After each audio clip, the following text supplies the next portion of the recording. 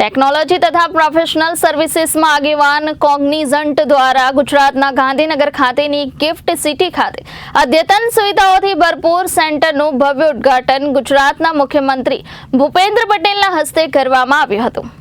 Gift city ખાતે કોગ્નિઝન્ટની નવી સુવિધાના સેન્ટરનું ભવ્ય ઉદ્ઘાટન ગુજરાતના મુખ્યમંત્રી ભૂપેન્દ્રભાઈ પટેલ, ગુજરાત સરકારના પ્રિન્સિપાલ સેક્રેટરી મોના કંધાર અને જતીન દલાલ, મુખ્ય નાણાકીય અધિકારી કોગ્નિઝન્ટ દ્વારા કરવામાં આવ્યું હતું।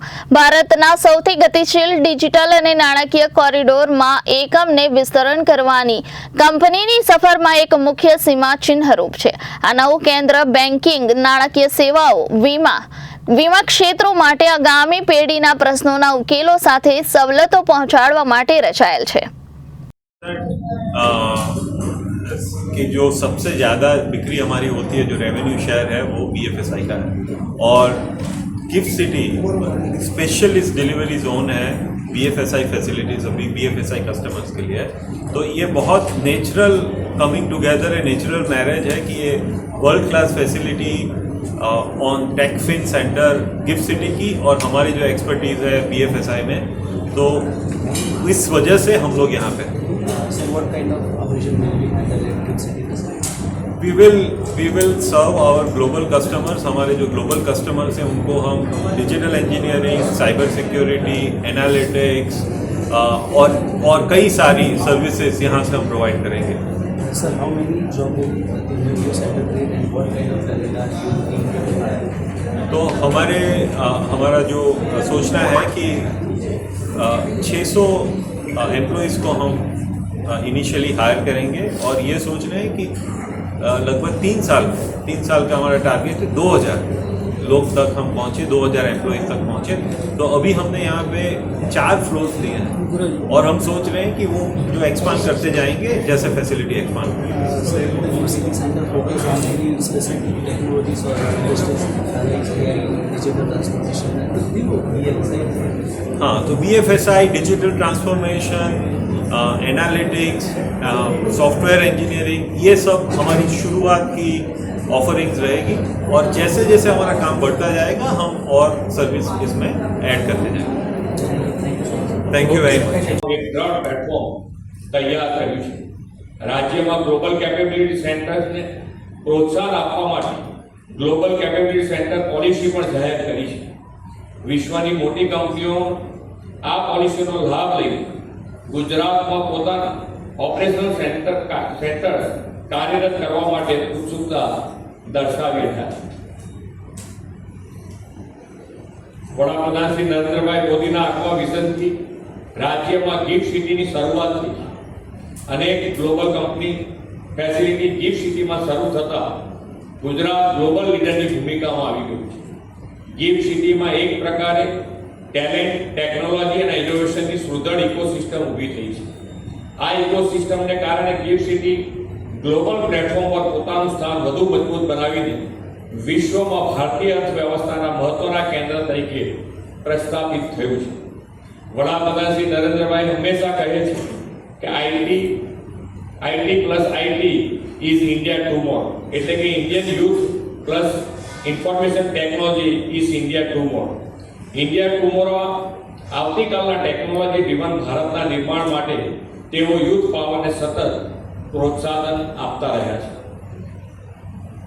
आदरणीय मोदी साहब हमेशा कहे कि यही समय है, सही समय है, भारत का अनमोल समय है।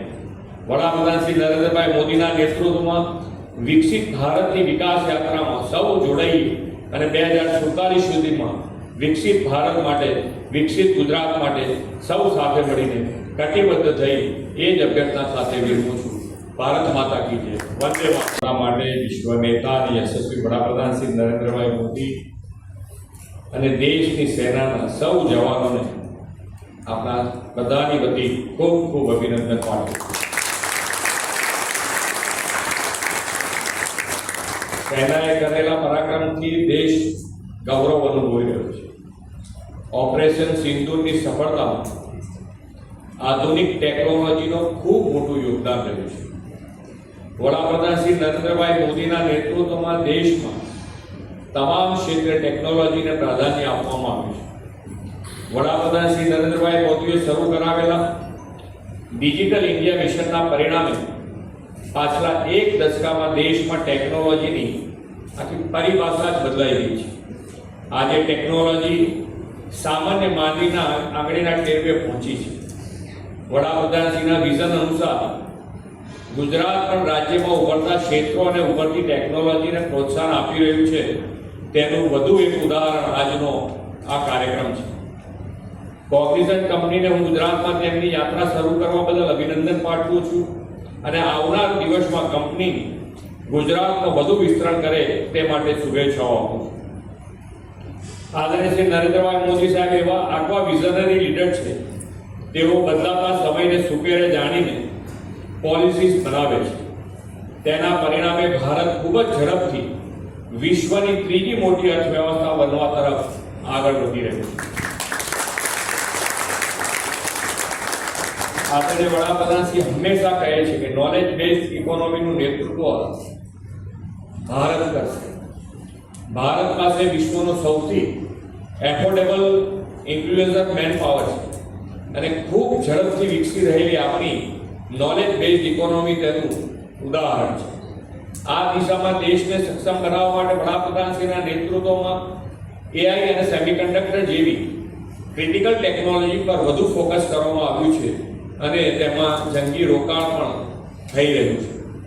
વડાપ્રધાન શ્રી નરેન્દ્રભાઈ મોદીના વિઝન અને મિશનમાં અગ્રેસર રહેવાનો ગુજરાતનો ટ્રેડ રેકોર્ડ રહ્યો છે.